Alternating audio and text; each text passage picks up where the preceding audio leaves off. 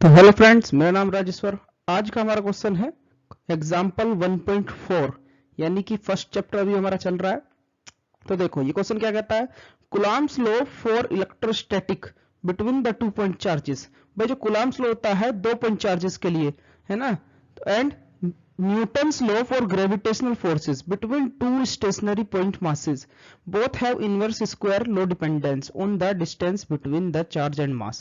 यानी कि सुनो ध्यान से, भाई कूलम्ब्स लॉ होता है हमारा F is equal to 1/4 pi epsilon naught Q1 Q2 by are square, है ना, यानी कि 1 Q2 बाय आर स्क्वायर। तो यही जो 1 बाय आर स्क्वायर है, ये क्या है, इनवर्स स्क्वायर लॉ बोलते हैं इसको। यानी कि कूलम्ब्स लॉ किस पर डिपेंड करता है, इनवर्स स्क्वायर लॉ पर डिपेंड करता है। फिर ये कहता है कि जो वो ग्रेविटेशनल लॉ है वो भी इनवर्स स्क्वायर लॉ को फॉलो करता है। जैसे कि ये होता है ग्रेविटेशनल जो लॉ है हमारा, वो होता है F is equal to G m1m2 by are square. तो both are inverse square law dependence. तो क्वेश्चन नंबर फर्स्ट दिया इसने हमारा, फर्स्ट पार्ट में बोला इसने compare the strength of these forces by determining the ratio of their magnitude. यानी कि दोनों ही फोर्सेज के बीच की क्या निकालो, मतलब कि कंपेयर करो दोनों फोर्सेस को, यानी कि इलेक्ट्रोस्टैटिक फोर्स को भी कंपेयर करो, ग्रेविटेशनल के साथ में कंपेयर करो दोनों को आपस में कि कौन सा ज्यादा है और कौन सा कम है। फर्स्ट पार्ट में अंदर एक पॉइंट है, ये मिला आपको, ये कहता है for an electron and proton. Electron proton के लिए कंपेयर करो, यानी कि कहने का मतलब इसका ये है, एक इलेक्ट्रॉन लो और एक प्रोटॉन लो, दोनों को किसी डिस्टेंस पर रख दो, है ना, हमने कहा किसी आर डिस्टेंस पर रख दिए, ठीक है। और उनके बीच में लगने वाली फोर्स कितनी होगी, एक देखो ध्यान सुनना, एक इलेक्ट्रॉन है एक प्रोटॉन है। तो मैंने बोला देखो यहां पर ध्यान से, electric force between an electron and proton E plus, यानी कि प्रोटॉन, है ना। तो दोनों के बीच में फोर्स निकालनी है, इलेक्ट्रोस्टैटिक फोर्स। तो मैंने बोला डिनोट किया एफ ई से इसको, इज इक्वल टू माइनस के 1/4 पाई एप्सिलॉन नॉट। चाहे आप यहां पर माइनस दिखाना चाहते हो दिखाओ या मत दिखाओ, ये माइनस साइन किसके वजह से आया, इलेक्ट्रॉन की वजह से, because of charge on electron कितना होता है, माइनस के 1.6 इंटू 10 की पावर माइनस के 19 coulomb. But charge on proton जो होता है इक्वली होता है इलेक्ट्रॉन के, बस पॉजिटिव होता है कितना, 1.6 इंटू 10 की पावर माइनस के 19 कूलम। इसी वजह से यानी कि दोनों पर कितना चार्ज होता है भाई, ई चार्ज होता है। तो Q1 Q2 की जगह हमने यहां पर क्या लिख दिया, ये लिख दिया हमने ई स्क्वायर, बिकॉज दोनों पर ही चार्ज जो होता है वो सेम होता है, ठीक है। और ये है 1/4 पाई एप्सिलॉन नॉट, और नीचे आर स्क्वायर, यानी कि distance between the both charges. हमने कहा हमने किसी आर डिस्टेंस पर उन दोनों को रख दिया था, ठीक है। ये नेगेटिव साइन का क्या शो कर रहा है भाई, ये अट्रैक्शन शो कर रहा है, क्योंकि भाई इलेक्ट्रॉन जो होता है वो नेगेटिव चार्ज होता है, प्रोटॉन जो होता है वो पॉजिटिव चार्ज होता है। तो दोनों पर क्या होगा, अट्रैक्शन फोर्स लगेगी, इसको बता रहा है। चाहे आप दिखाना चाहते हो दिखाओ इसको या मत दिखाओ, इसका कोई रोल नहीं है, ठीक है। आगे देखते हैं भाई, कंपेयर अगर तो मेरे को करना है दोनों फोर्सेस के लिए, भी तो इलेक्ट्रोस्टैटिक फोर्स लिख ली, तो मेरे को ग्रेविटेशनल फोर्स भी जरूर पता करना होगा। तो मैं लिखूंगा the gravitational force between electron and proton, है ना, ऑलवेज अट्रैक्टिव। पहली बात तो ये होगा कि ग्रेविटेशनल फोर्स जो होती है हमेशा अट्रैक्टिव होती है, कभी भी ये रिपल्सिव होती ही नहीं है। दो मासेस के बीच में जो फोर्स होती है वो अट्रैक्टिव फोर्स होती है। और इसका फॉर्मूला क्या होता है भाई, ये होता है F is equal to G m1m2 by are square, G m1m2 by are square. तो F is equal to minus यहां से हटा देंगे, माइनस जहां तक बाय द मिस्टेक आ गया तो इसको हटा दे रहा, तो G m1me mp क्या है ये भाई, ये mp जो है ये है मास ऑफ प्रोटॉन। यहां पर चार्जेस नहीं होते, यहां पर क्या होता है, मासेस होते हैं। और यहां पर क्या लिया मैंने, मास ऑफ प्रोटॉन, और ये क्या होगा, mass of electron, me mass of electron. और नीचे दिया मैंने आर स्क्वायर, यानी कि distance between the both charge, यानी कि चार्ज का मास लिया यहां पर, क्योंकि ये मास के लिए लगता है भाई ये लो जो लगता है, ठीक है। और ये आर स्क्वायर तो डिस्टेंस होती है दोनों के बीच की, तो आर स्क्वायर आ गया। अब मैंने इसको सेकंड इक्वेशन बोला और पहले वाली को फर्स्ट इक्वेशन बोल दिया था। अब हम करेंगे equation first by equation second, और मॉड लगा करके, यानी कि नेगेटिव साइन यहां पर आपको नहीं लेना है, क्योंकि वो किसकी वजह से था, अट्रैक्शन शो कर रहा था। और दिखाना चाहते हो दिखाओ, वरना मत दिखाओ नेगेटिव साइन को, है ना। अगर जो नेगेटिव साइन नहीं दिखाते हो तो फिर ये भी मत दिखाना मोड यहाँ पर, क्योंकि ये तो पॉजिटिव करने के लिए लिया जाता है।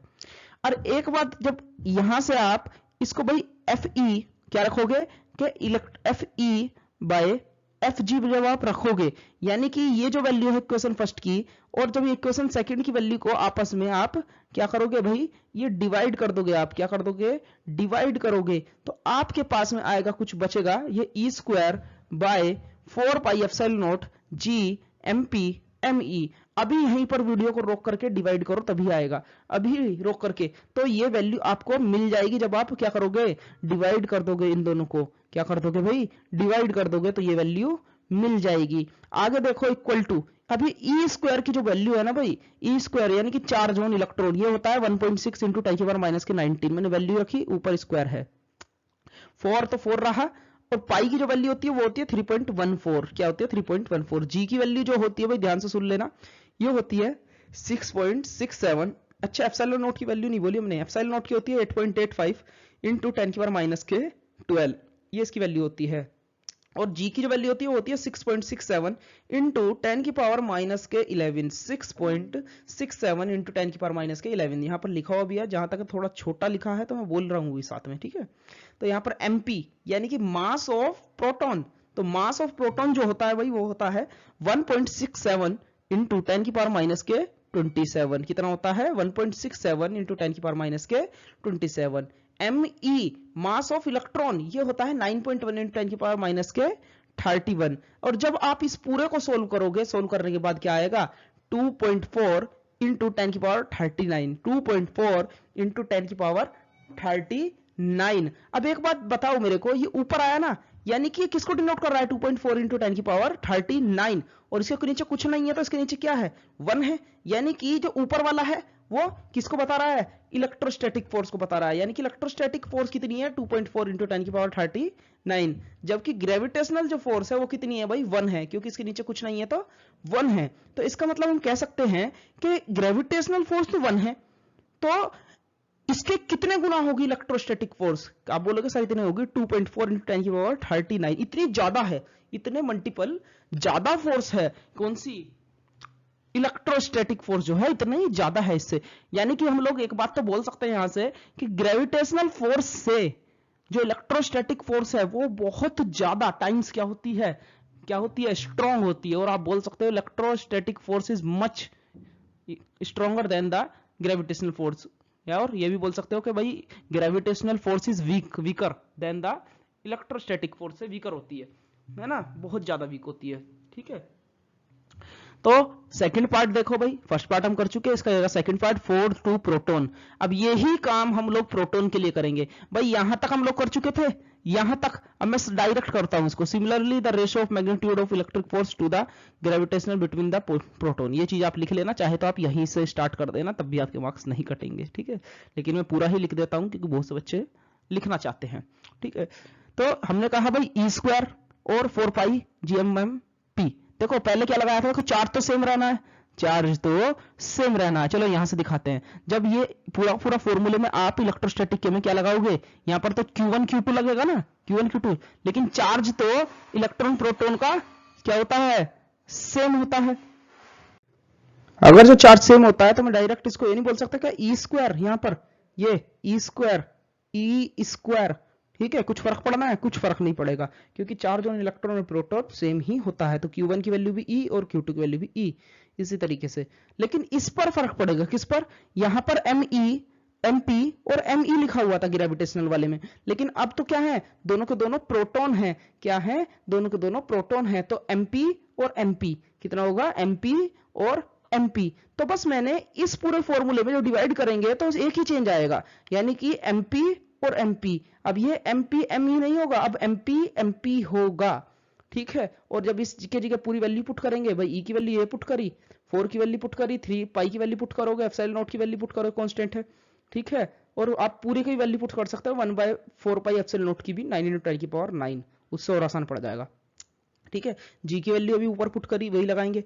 MP की वैल्यू क्या होती है, ऊपर पुट करिए, भी लगाएंगे, लेकिन दोबारा से फिर क्या लगाएंगे, MP की वैल्यू लगाएंगे, और फिर सोल्व करेंगे तो हमारे पास आएगा 1.3 × 10⁻36। यानी कि कहने का मतलब ये है, अगर जो दो प्रोटॉन किसी डिस्टेंस r पर रखे हों, है ना, तो उनके बीच में इलेक्ट्रोस्टैटिक और ग्रेविटेशनल फोर्स का जो रेशियो आता है वो कितना आता है भाई 1.3 × 10⁻36। तो फिर से बोल सकते हैं कि electrostatic force is much greater than the, किससे, ग्रेविटेशनल फोर्स से बहुत ज्यादा होती है, बिकॉज ऑफ ये जो है ऊपर की, ये ऊपर है ना, इसके बाय में क्या होगा भाई, इसके बाय में 1 होगा, और 1 को किसको शो करेगा, ग्रेविटेशनल फोर्स को शो करेगा, FG को। तो यानी कि इलेक्ट्रोस्टैटिक फोर्स तो बहुत ज्यादा है। तो यही बात मैं आपको बताना चाह रहा हूं कि इलेक्ट्रोस्टैटिक फोर्स जो होती है बहुत ज्यादा होती है as compare to gravitational force. चलो आगे चलते हैं। सेकंड पार्ट देखो इसका क्या कहता है, estimate the acceleration of electron and proton.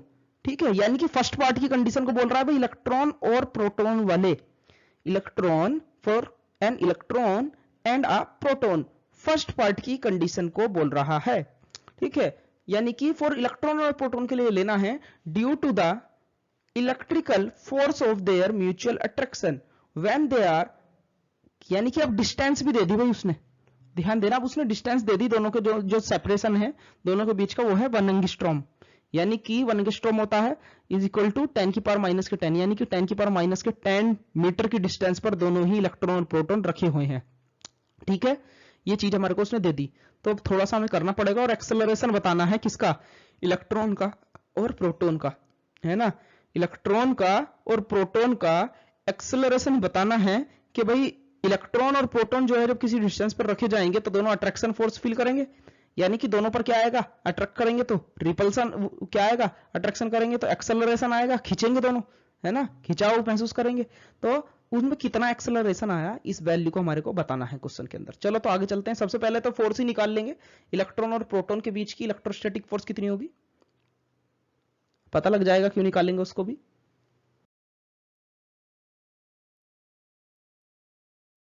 देखो ये कहता है the electrostatic force exerted by the proton on electron is the same in magnitude to the force exerted bye electron और प्रोटॉन, यानी कि जितनी फोर्स इलेक्ट्रॉन प्रोटॉन पर लगाएगा उतनी ही फोर्स प्रोटॉन इलेक्ट्रॉन पर लगाएगा। ये बात कहां पढ़ी थी, ये बात पढ़ी थी हमने vector form of Coulomb's law में, यानी कि force exerted by the first charge is equal to the force exerted by the second charge, यानी कि both are obey by Newton's third law of motion, F12 is equal to minus के F21, यही तो बात थी, यानी कि जितनी force first charge particle second पर लगाएगा उतनी ही सेकंड चार्ज पार्टिकल फर्स्ट पर लगाएगा। इसका कोई रोल नहीं है वैसे भी। ठीक है, चलो चलते हैं आगे। F कितना होगा, दोनों के बीच में फोर्स, यानी कि ये होगा सर 1/4πε0, है ना, और charge on electron E, charge on proton भी E, यानी कि E² होगा और बाय R²। ठीक है, E² की वैल्यू सर हो गई यहाँ पर, ये 1/4πε0 की हो गई 9 × 10 की पावर 9, और E² की वैल्यू हो गई सर 1.6 × 10 की पावर माइनस के 19 का स्क्वायर, और यहाँ पर R की वैल्यू हमारे को दी हुई थी 1 एंगस्ट्रॉम, यानी कि 10 की पावर माइनस के 10 मीटर। ठीक, इज इक्वल टू सोल्व करोगे तो आएगा 2.3 × 10 की पावर माइनस के 8 न्यूटन, ये वैल्यू आपको मिल जाएगी।